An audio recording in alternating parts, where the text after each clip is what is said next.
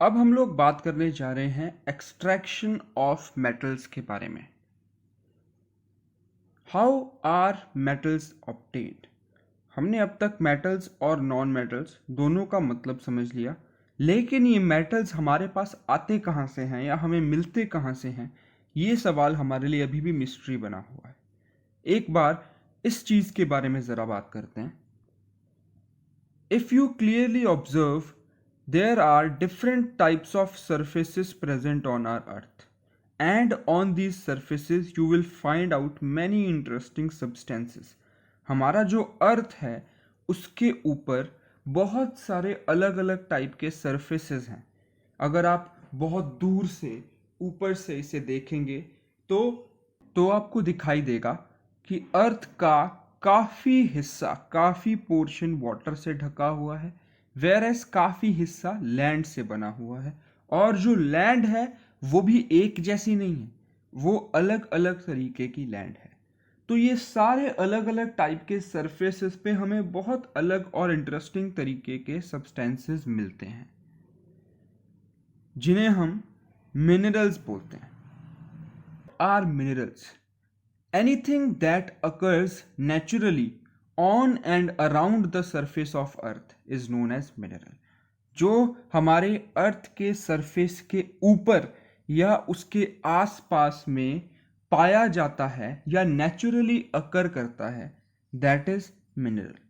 Earth surface consist of 30% land and 70% water, and the types of minerals obtained from these two are different. Earth's surface consists of 30% of land and 70% of water. Different types of minerals are obtained from different types of surfaces. हमारे अर्थ का 30% portion land है, whereas 70% portion water है। अब ये दोनों अलग अलग type के सरफेसेस अलग अलग टाइप के मिनरल्स प्रोवाइड करते हैं। फॉर एग्जाम्पल सी वाटर के अंदर हमें कौन कौन से मिनरल्स पाए जाते हैं? Sodium chloride and magnesium chloride. Now both sodium chloride and magnesium chloride consist of metals, that is sodium plus chloride and magnesium plus chloride. How can we extract metals? अब इन मेटल्स को निकाला कैसे जाता है? Extraction of metals is quite a long and complex process, जो कि बहुत ज़्यादा टाइम कंज्यूमिंग होता है। Mineral ore, most of the minerals contain a metal inside them which needs to be extracted out. And when a mineral contains a large amount of concentration of a particular metal, it becomes an ore, which is also known as mineral ore. ज़्यादातर minerals जो हैं उनके अंदर metals होते हैं और उन्हें हमें एक्सट्रैक्ट करना पड़ता है, यानी कि निकालना पड़ता है। और जब किसी भी मिनरल का कंटेंट ज़्यादा होता है, किसी भी मेटल का कंटेंट किसी भी मिनरल के अंदर ज़्यादा होता है, तो वो उस पर्टिकुलर मेटल की ओर मानी जाती है। And it is also known as mineral ore. Metals and the reactivity series. अब मेटल्स और रिएक्टिविटी सीरीज का आपस में क्या लेना देना है? Reactivity series in chemistry is an experimental, structural, and logical progression of series of metal in order of reactivity from highest to lowest. इस पूरी डेफिनेशन में इसका पूरा मतलब सम अप हो जाता है। रिएक्टिविटी सीरीज हमारे केमिस्ट्री में एक्सपेरिमेंटल, स्ट्रक्चरल और लॉजिकल प्रोग्रेशन है मेटल्स का, यानी कि एक्सपेरिमेंटल पॉइंट ऑफ व्यू से, इनके स्ट्रक्चर के पॉइंट ऑफ व्यू से सबसे ज्यादा लॉजिकली अरेंज किया जाने वाला सीरीज है ये मेटल्स का। इसमें मेटल्स को हाई रिएक्टिविटी से लो रिएक्टिविटी के बीच में अरेंज किया जाता है। टॉप मोस्ट मेटल्स जो हैं ये मोस्ट रिएक्टिव मेटल्स हैं, और जैसे जैसे हम नीचे जाते रहेंगे we are tending to go towards least reactive metals. Metals found at the bottom of reactivity series are least reactive and they are often found in the nature in free state such as gold, silver, copper, etc. जो भी metals reactivity series के एकदम bottom में होते हैं वो least reactive होते हैं एंड हमारे आसपास हमारे एनवायरनमेंट में नेचर में फ्री स्टेट में पाए जाते हैं, यानी कि इन्हें एक्सट्रैक्ट करने की ज़रूरत नहीं होती, किसी चीज़ से अलग करने की ज़रूरत नहीं होती, ये फ्रीली अवेलेबल होते हैं. And examples of such metals is gold, silver, copper, etc. Metals found in the middle of reactivity series such as zinc, iron, lead, etc. are usually found in form of oxides, sulfides और carbonates. जो भी minerals middle of the reactivity series में आते हैं जैसे कि zinc, lead, iron, etc. ये हमेशा oxides के, sulfides के और कार्बोनेट्स के फॉर्म में होते हैं. Metals found at the top of reactivity series are never found in free state as they are very reactive. जो मेटल्स एकदम top of the reactivity series में पाए जाते हैं वो बहुत ज़्यादा रिएक्टिव होते हैं, इसीलिए ये कभी भी फ्री स्टेट में पाए नहीं जाते. For example sodium, potassium, calcium, magnesium, aluminium etc. ये सारे metals are very reactive. Many metals are found in the form of oxides because oxygen is abundant in nature and is very reactive. बहुत सारे metals oxides के form में पाए जाते हैं. क्यों? क्योंकि ऑक्सीजन जो है वो हमारे आसपास हमारे एनवायरनमेंट में पूरी तरीके से फैली हुई है and these metals are very reactive. Concentration of ore. Concentration of ore का मतलब क्या होता है? Removal of impurities such as soil, sand, stone, silicates, etc. from mined ore is known as concentration of ore. Concentration is done to remove impurities from ores. Concentration of ores is also known as enrichment of ores.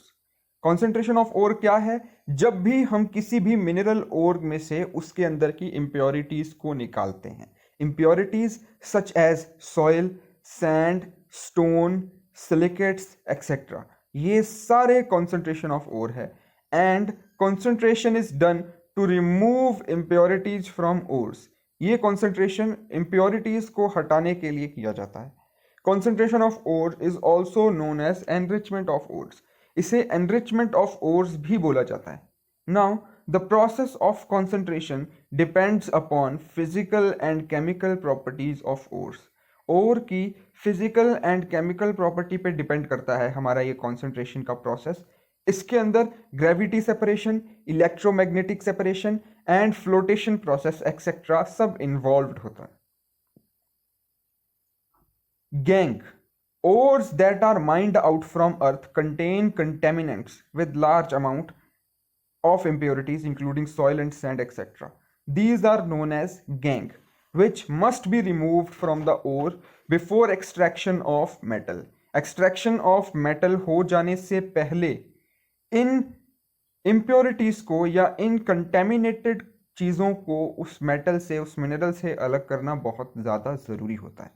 And these are known as gangue.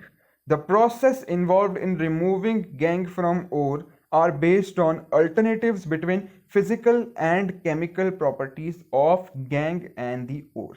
अब इन्हें अलग करने के लिए कौन सा method, कौन सा प्रोसेस लगाना पड़ेगा वो डिपेंड करता है उस पर्टिकुलर मिनरल या उस पर्टिकुलर गैंग की फिजिकल एंड केमिकल प्रॉपर्टीज को देखते हुए. Concentration of ores. जैसा कि हमने ऑलरेडी डिस्कस किया, मेटल्स को हमने 3 कैटेगरीज में बांटा है. Metals of high reactivity, metals of medium reactivity, metals of least reactivity. Metals of high reactivity जैसा कि हमें पता है कि ये मेटल्स कभी भी हमें फ्री स्टेट में नहीं मिलेंगे, तो हमें क्या करना पड़ता है, इनकी ओर को बहुत ज़्यादा टेम्परेचर पे हीट करके उसे मोल्टन फॉर्म में लाना पड़ता है एंड उस मोल्टन ओर को हमें इलेक्ट्रोलाइसिस से अलग करना पड़ता है. इलेक्ट्रोलाइसिस से ऑब्टेन हुआ प्योर मेटल हमें मिल जाता है. अगर हम बात करें मेटल्स ऑफ मीडियम रिएक्टिविटी की, तो इसमें 2 तरीके के ओर्स इन्वॉल्व हैं. अगर तो वो मिनरल हमें कार्बोनेट ओर में मिल रहा है तो हमें उसका कैल्सिनेशन करना पड़ता है. वेयर एज अगर वो मिनरल हमें सल्फाइड ओर में मिल रहा है तो हमें उसका रोस्टिंग करना पड़ता है। अब ये कैल्सिनेशन और रोस्टिंग क्या है हम आगे चल के पढ़ेंगे। उसके बाद क्या होता है, कैल्सिनेशन और रोस्टिंग दोनों का एंड रिजल्ट क्या है कि वो मेटल का ऑक्साइड बना देता है। ठीक है, ऑक्साइड ऑफ मेटल बनते ही हम क्या करेंगे, उसके अंदर रिडक्शन रिएक्शन करवा देंगे जिसके कारण की ऑक्सीजन रिमूव हो जाएगा और वो मेटल प्योर फॉर्म में हमें अवेलेबल हो जाएगा। If we talk about metals of least reactivity तो ये पाए जाते हैं सल्फाइड ओर्स के थ्रू, और जैसा कि हमें पता है सल्फाइड ओर्स में से पाए जाने वाले मेटल्स को हम रोस्टिंग के प्रोसेस से थोड़ा सा कंसंट्रेट करते हैं। रोस्टिंग करने के बाद उस मेटल को ऑब्टेन किया जाता है और उसके बाद उस मेटल का प्योरिफिकेशन प्रोसेस यानी कि उसको क्लीनिंग करना, उसकी पॉलिशिंग करना, ये सारा कुछ शुरू हो जाता है। Extraction of metals according to their reactivity. अब मेटल्स जो हैं वो एक्सट्रैक्ट किए जाते हैं उनकी रिएक्टिविटी के हिसाब से। जैसा कि हमने ऑलरेडी डिस्कस किया, हाईली रिएक्टिव मेटल्स को इलेक्ट्रोलाइसिस करके अलग किया जाता है। मिडल रिएक्टिव मेटल्स को उनके कार्बोनेट ओर्स और सल्फाइड ओर्स में से रोस्टिंग और कैल्सिनेशन के प्रोसेस से अलग किया जाता है। उसके बाद वो मेटल ऑक्साइड्स बन जाते हैं और उन मेटल ऑक्साइड्स को रिड्यूस कर दिया जाता है। लेस रिएक्टिव मेटल्स को नेटिव स्टेट में ही ऑब्टेन किया जाता है, यानी कि ये सल्फाइड ओर्स के अंदर से by the process of roasting अलग हो जाते हैं और हमें प्योर मेटल मिल जाता है और उसे बाद में प्योरीफाई कर दिया जाता है। Extraction of metals in low reactivity series. Metals low in reactivity series are very unreactive, ये बहुत ज्यादा अनरिएक्टिव होते हैं। Copper and silver are also found in combined state as their sulphide and oxide ores. Copper और silver ये अपने sulphide and oxide ores के अंदर से फ्री स्टेट में पाए जाते हैं। Oxides of these metals can be reduced by the metals by heating them alone. Oxides को हीट करने से इनके साथ का जो ऑक्सीजन है उसे हटाया जा सकता है, which is the process of reduction. Whereas when the ores are heated in air they are first converted into metal oxide. Further on heating, that metal is given in form of a pure metal. शुरुआत में वो metal हमेशा metal oxide बनाता है क्योंकि हम air के presence में उसको रिएक्ट करवाते हैं या हीट करते हैं, तो उस ऑक्सीजन को बाद में रिडक्शन के प्रोसेस से हटा दिया जाता है and then eventually we will get the pure form of metal. Extraction of metals middle in reactivity series.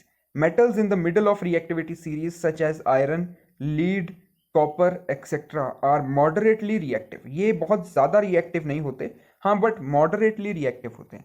They are usually present as sulfides and carbonate ores.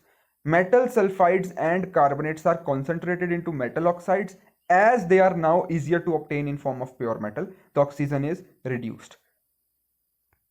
Extraction of metals in high reactive series. Now, metals high in the reactivity series are very reactive. These metals are obtained by electrolytic reduction. ये electrolytic reduction के तौर पे हमें मिलते हैं.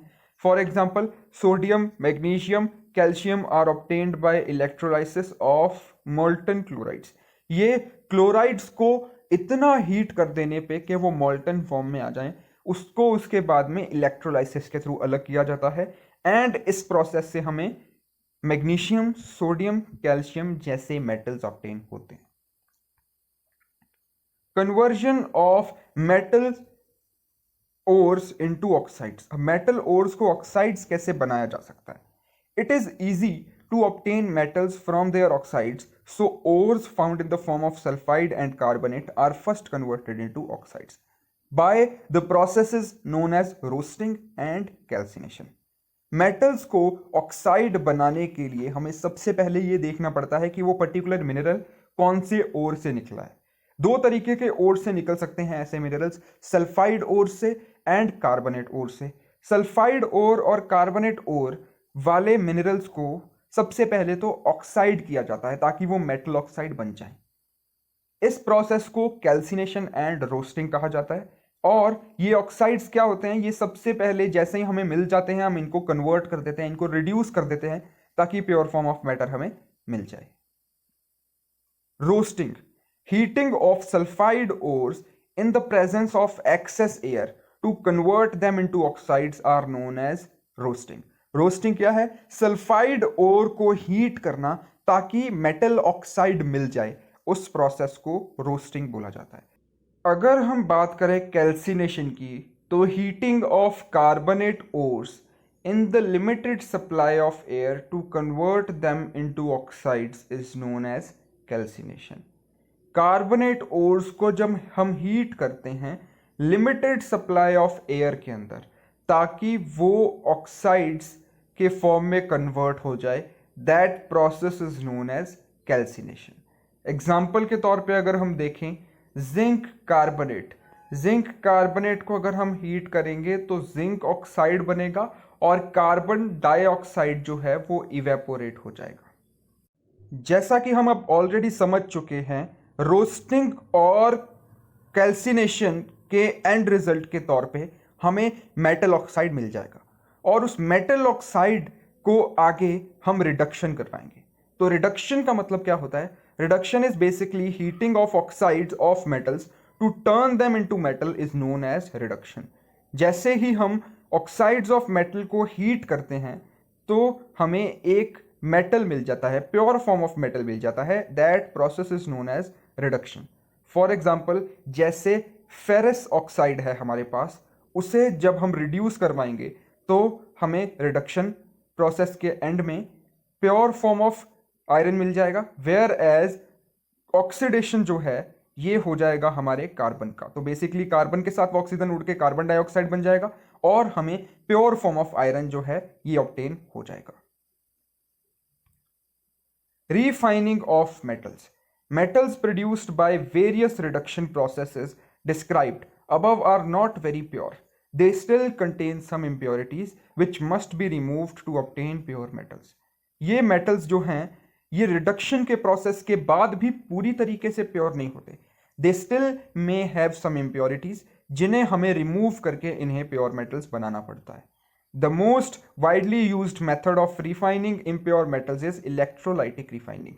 Electrolytic refining सबसे ज़्यादा use किया जाने वाला मेथड है to refine these impure metals. Electrolytic refining अब होता क्या है? Many metals such as copper, zinc, tin, nickel, silver, gold, etc. are refined electrolytically. In this process, impure metal is made the anode and the thin strip of pure metal is made the cathode. इस process के अंदर impure metal को हम anode बनाते हैं और उसके साथ एक thin strip of pure metal attach करते हैं जिसे हम